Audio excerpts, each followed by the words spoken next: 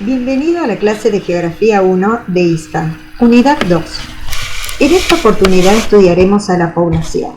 ¿Pero qué entendemos por población? Es el conjunto de personas que habita un determinado territorio, como puede ser una ciudad, una provincia, un país.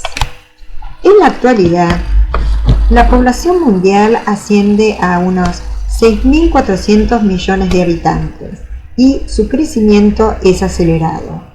Es muy importante conocer las características demográficas como puede ser natalidad, mortalidad, esperanza de vida, o sea, las condiciones socioeconómicas de la población, sobre todo para los gobiernos, porque ellos son quienes deben aplicar políticas públicas para mejorar la vida de la gente. Pero esta población no vive en un lugar en forma estable, ni tampoco está distribuida en una forma pareja. Vemos que las formas de vida y la concentración de la población en los territorios es muy diferente de una a otra. Hay lugares donde hay una gran concentración de población, mientras que en otros la población está muy dispersa. A esto lo vamos a llamar la densidad de población, o sea que es la relación entre la cantidad de habitantes y la superficie. Entonces, cuando hablamos de la densidad de población, hablamos de, por ejemplo, en la actualidad tenemos unos 48 habitantes por kilómetro cuadrado, lo cual no significa que cada kilómetro cuadrado haya 48 personas, porque como vimos, se distribuye en forma diferente. Ahora, miremos en este mapa. Aquí podemos apreciar en el amarillo más claro las zonas de menor densidad de población. Pueden ser las zonas muy frías, como el norte de Canadá, zonas extremadamente cálidas como el desierto del Sahara, y vemos que hay zonas que tienen mucha densidad de población, que son las que aparecen en colores más oscuros. O sea, por un lado tenemos que pensar que hay factores geográficos como la presencia del agua, un clima templado, para que se puedan desarrollar actividades económicas que la gente pueda producir sus alimentos. Y también hay razones históricas, económicas, por ejemplo, lugares que ofrecen la posibilidad de tener un empleo o bien de poder estudiar. Por eso tenemos esta distribución tan despareja de la población. En los continentes vemos que Asia es el que es más poblado, con un 60% de población. En África tenemos el 16%, en América el 13,5%, Europa 9,9% y Oceanía el 0,5%, esto con respecto a la población total del planeta. Ahora, estas personas que habitan en las zonas más densamente pobladas las vamos a llamar zonas ecúmenes. Por eso, las zonas ecúmenes son las que tienen, por ejemplo, llanuras, valles con clima tropical húmedo, las llanuras templadas, los oasis, algunas áreas de montaña, por ejemplo, en donde se practica la minería. O sea, son zonas, podemos decir, amigables con el hombre. La vida ahí es más agradable y también facilita el desarrollo, por ejemplo, de la agricultura, la ganadería. En cambio, lo contrario son las zonas anecúmenes. En ellas hay una baja concentración de la población. Como vemos, desiertos y estepas. En estos lugares, la falta de agua es una de las razones más importantes. En el caso de las selvas y bosques tropicales pasa lo contrario. Hay mucha humedad, pero también hay mucha temperatura, con lo cual hay mucha vegetación y también insectos, reptiles, lo cual no hace muy agradable la vida del hombre.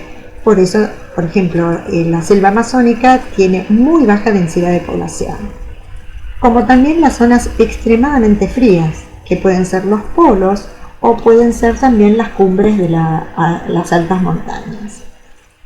Bueno, así como vemos que hay lugares con mayor concentración de población y otros no, esta población no es estática, no está siempre en el mismo lugar, sino que se desplaza de un lugar a otro, y a esto lo vamos a llamar migraciones.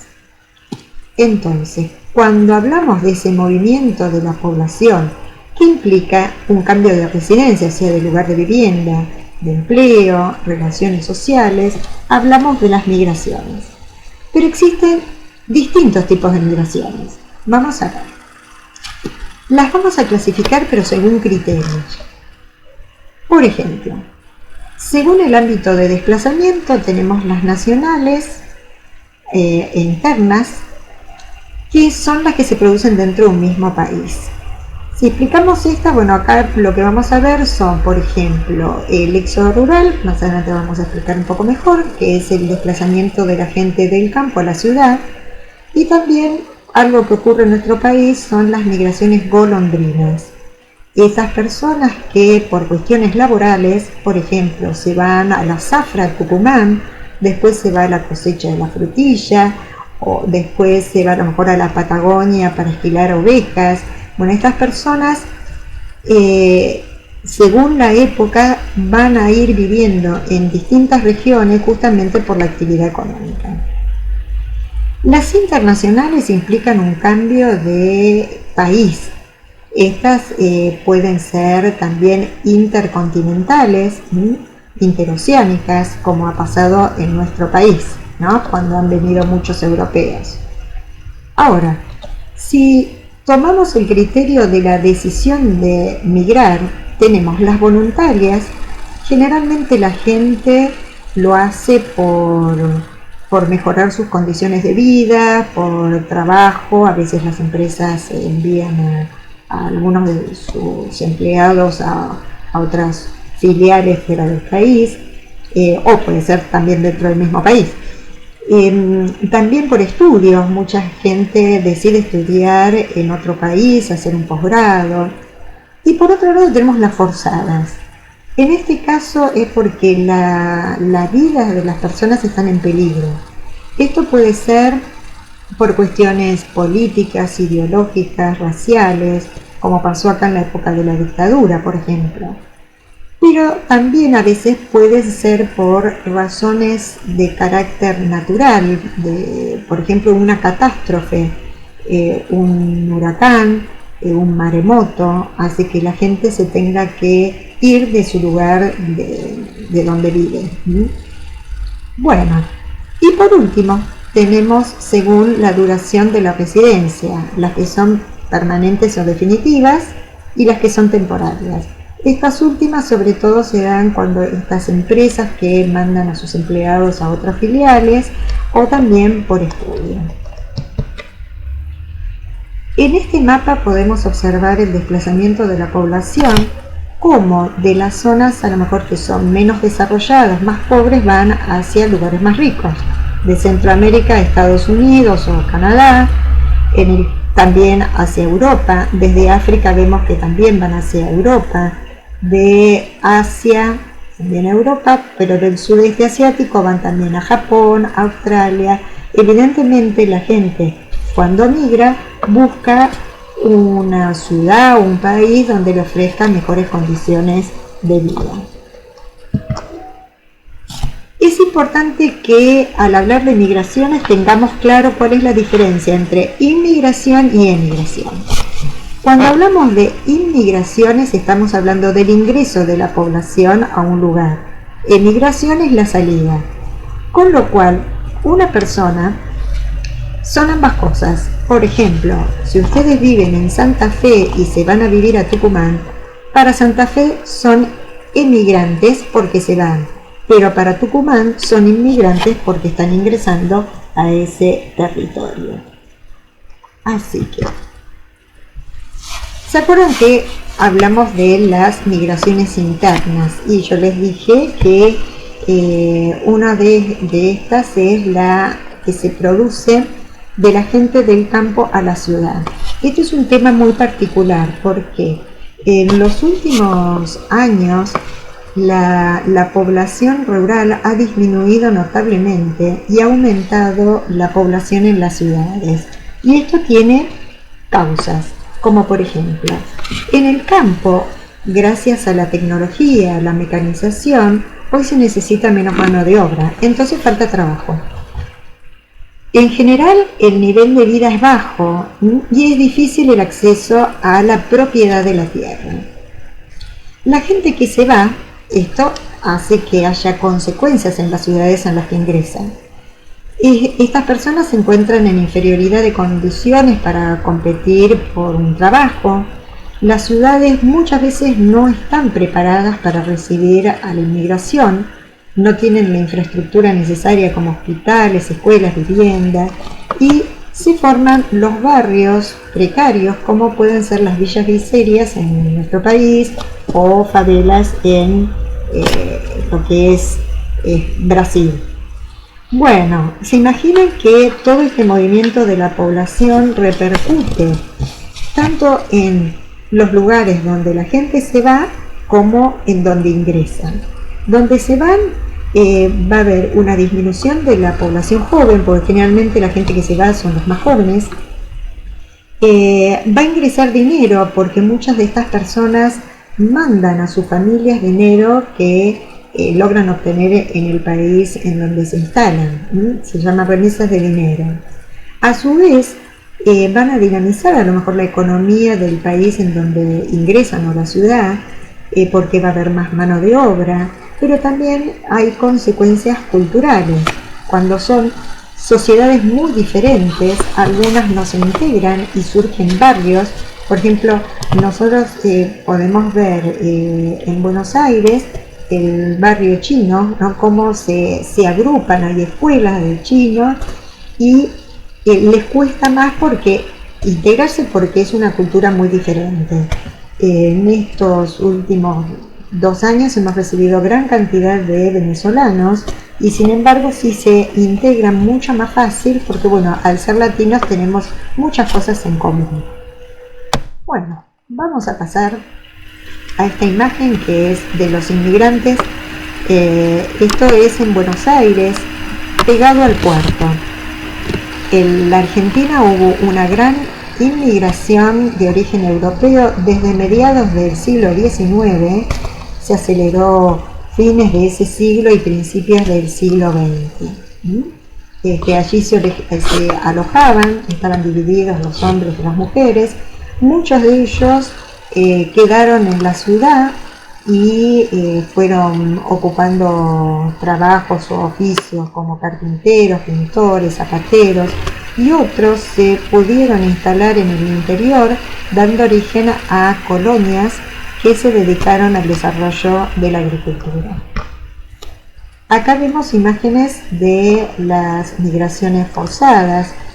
Sabemos lo que pasa en el Mediterráneo con estas embarcaciones precarias que llevan un gran número de personas que ponen en riesgo su vida, y hay realmente muchos accidentes.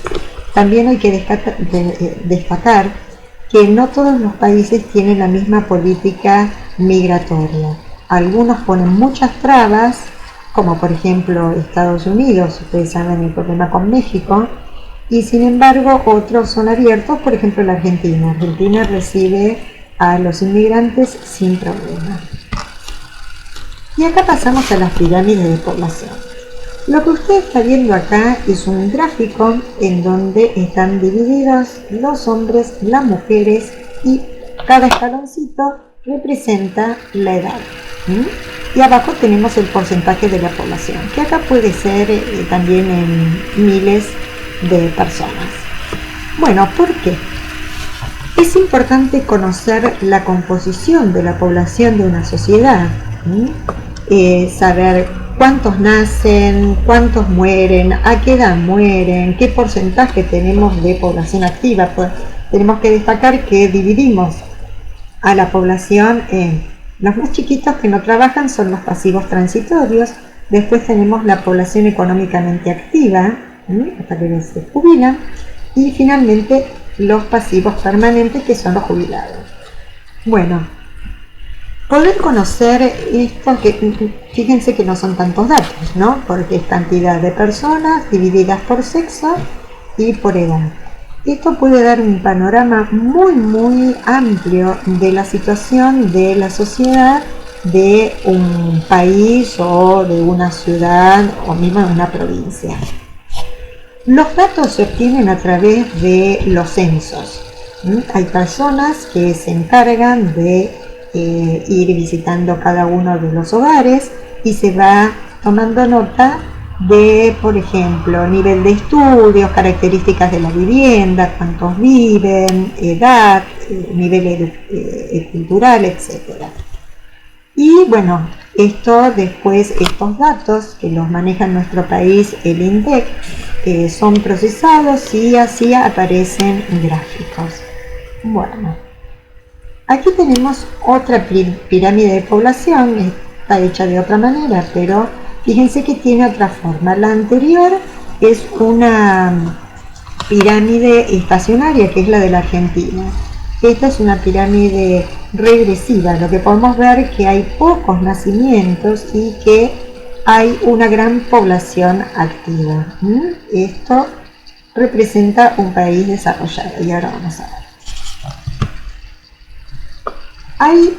Esto está como representado así en forma muy sencilla, ¿no? Esto tendría que tener escalones cada una, pero hay tres tipos de pirámides.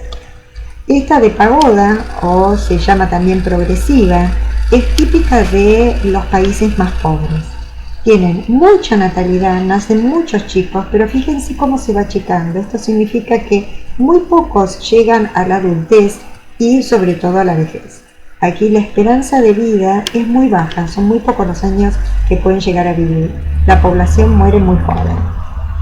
Lo contrario pasa en esta pirámide que se le llama de bulbo o regresiva, es típica de los países desarrollados, donde la natalidad es menor, las familias planifican en el número de hijos y tenemos que hay una gran cantidad de población activa y también hay mucha población envejecida, muchos ancianos. También esto que tenemos mucha población activa puede ser porque también llegan muchos inmigrantes porque es un lugar donde se puede vivir bien. Y acá tenemos la estancada o estacionaria, que sería un término medio entre ambas. Y ahora pasamos a otro tema, el espacio rural y el espacio urbano. Seguramente ustedes saben qué significa. El espacio urbano es lo mismo que la ciudad y tiene determinadas características. Nosotros sabemos que el hombre modifica el espacio natural. ¿Se acuerdan cuando hablamos de paisaje natural y paisaje humanizado? Hay algunos de estos paisajes que tienen mayor transformación que otros. El de mayor transformación justamente es el de la ciudad. Las ciudades se van a desarrollar de diferentes formas según las características de su población, niveles económicos, culturales, el relieve, los recursos para construir. Y acá vemos, por ejemplo, dos imágenes de lo que es una ciudad en América Latina y en América anglosajona. Sabemos que la ciudad es un espacio construido por el hombre en donde se desarrollan actividades económicas, sobre todo la industria y también los servicios. Esa es una de las características. Hay otras características, por ejemplo, el trazado de calles, hay servicios como puede ser luz, gas, teléfono, hospitales, escuelas, y se caracteriza por una alta densidad de población. Según los países, por ejemplo en Argentina uno habla de un espacio urbano cuando tiene más de 2.000 habitantes y si hablamos de ciudad tiene que tener más de 10.000 habitantes.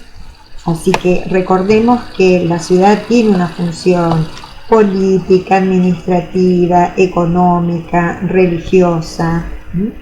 Bueno, veamos las diferencias entre lo que es América Latina y América anglosajona. La urbanización, y acá tengo que hacer una aclaración entre conceptos de urbanización y crecimiento urbano.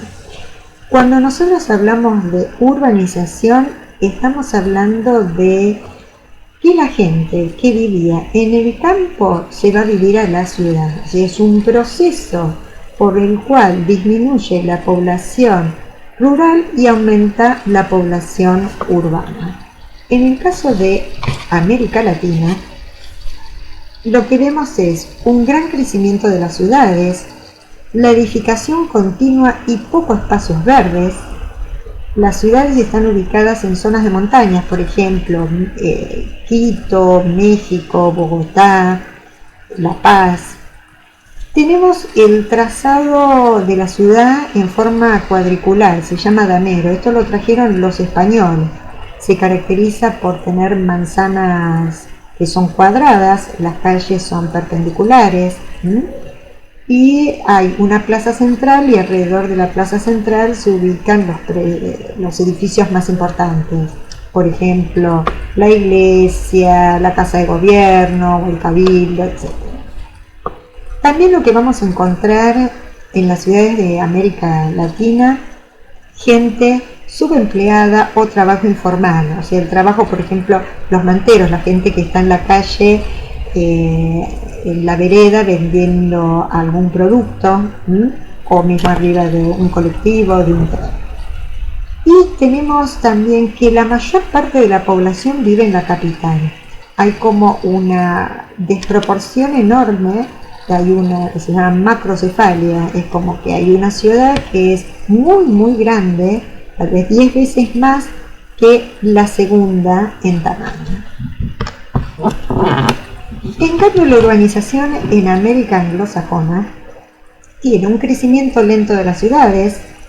Las ciudades están extendidas en superficie, con lo cual tenemos espacios verdes y autopistas que comunican una con otra.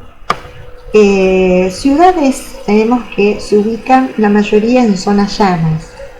Hay poco subempleo o trabajo informal. Las manzanas son diferentes, son rectangulares, no tienen la plaza central. Y hay varias ciudades importantes, no aparece esto de la macrocefalia. Y ahora vamos a pasar a ver el espacio urbano argentino. La mayoría de los argentinos vivimos en ciudades, aproximadamente un 90% de la población, y solamente un 10% vive en el campo. Pero además, ¿se acuerdan cuando hablábamos de la distribución de la población? Bueno, la tenemos muy mal distribuida.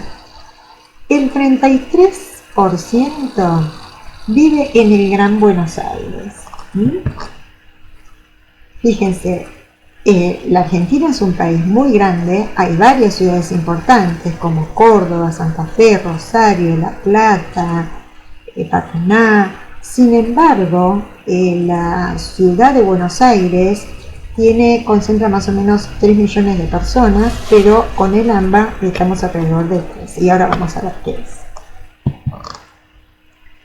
Bueno, ¿por qué crece tanto una ciudad?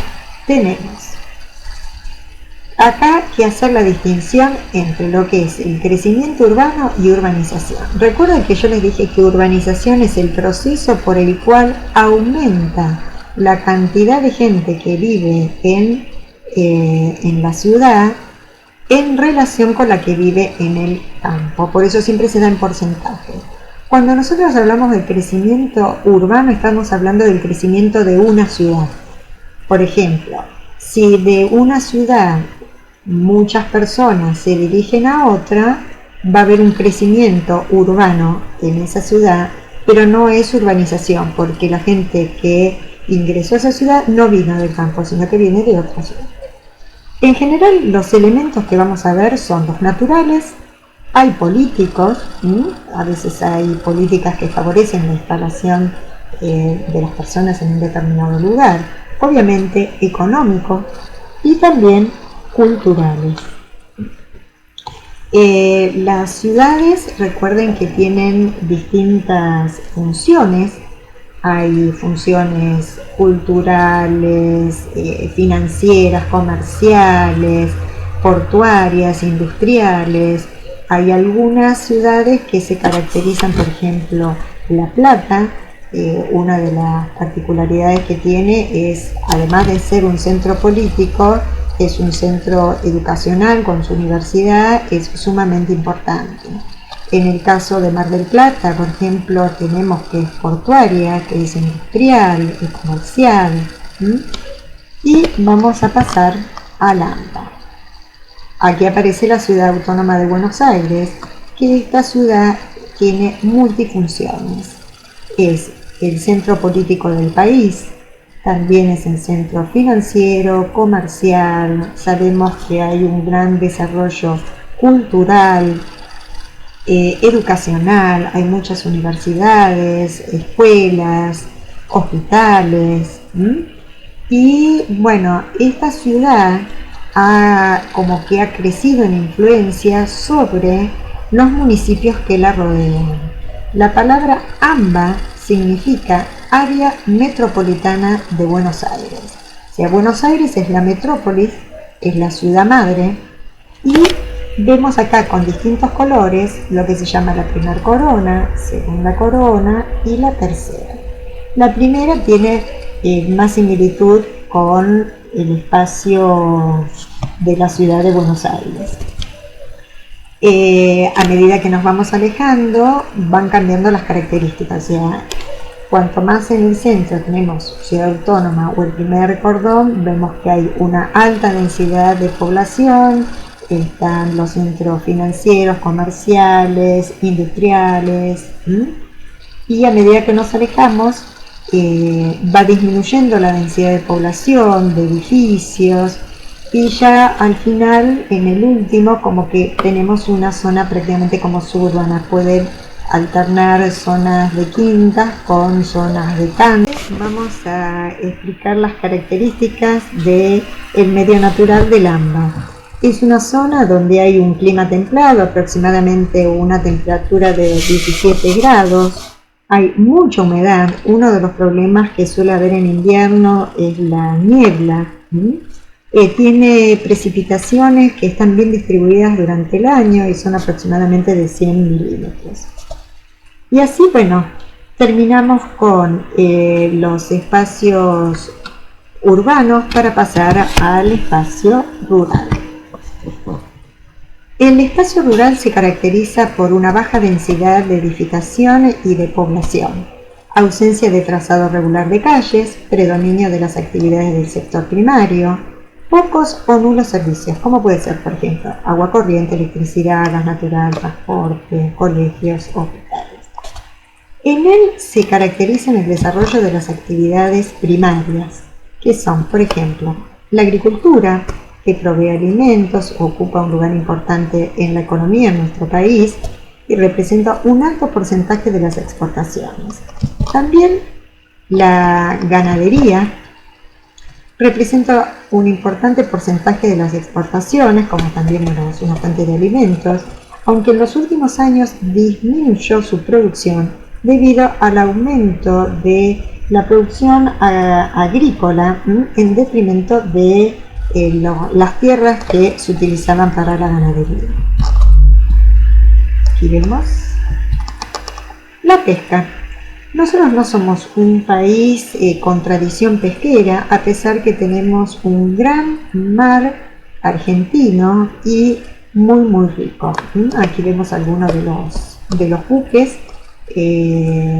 Aquí no aparecen, pero están los buques factorías, que son los que procesan el pescado mientras están en alta mar.